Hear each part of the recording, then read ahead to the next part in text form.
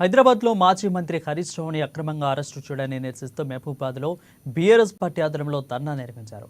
రాత్రి నుండి మహబూబాబాద్ జిల్లా వ్యాప్తంగా కూడా ఈ యొక్క మండలాల్లో బీఆర్ఎస్ పార్టీ కార్యకర్తలను అరెస్ట్ చేయడం తగదని సీఎం రేవంత్ డౌన్ డౌన్ అంటూ పార్టీ కార్యకర్తలు నినాదాలు చేశారు. సీఎం రేవంత్ రెడ్డి ప్రభుత్వం అప్రజాస్వామిక పాలనను నడుపుతుందని ఎమ్మెల్సీ రవీంద్రరావు ఆరోపించారు. అక్రమంగా అరెస్టు చేసిన హరీష్ రావును వెంటనే విడుదల చేయాలని, లేదంటే భవిష్యత్తు కార్యాచరణ అత్యంత కఠినంగా ఉంటుందని హెచ్చరించారు.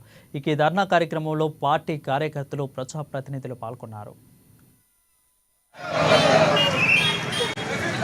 ఏం ప్రజాస్వామిక విలువలండి? కోర్టు అంటే వీళ్ళకి గౌరవం లేదు, రాజ్యాంగం అంటే గౌరవం లేదు, ప్రజాస్వామ్య విలువల పట్ల ఏ రకంగా గౌరవం లేని ఈ ప్రభుత్వం సంబంధించి ఈ అరికపుడి గాంధీని మా కౌశిక్ రెడ్డి గారు ప్రశ్నించారు. ఆయన అన్నాడు, నేను ఇంకా బీఆర్ఎస్ పార్టీలనే ఉన్నా, బీఆర్ఎస్ పార్టీని గెలిచానండి.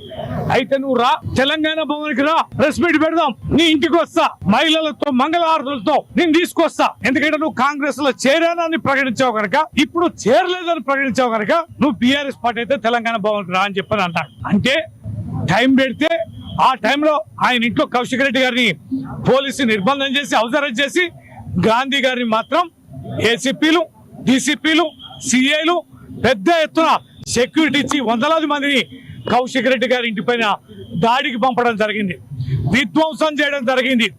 ఆ రకంగా తీవ్రమైనటువంటి చర్యకు నిన్న పాల్పడ్డారు. మరి ఇదేం అన్యాయం?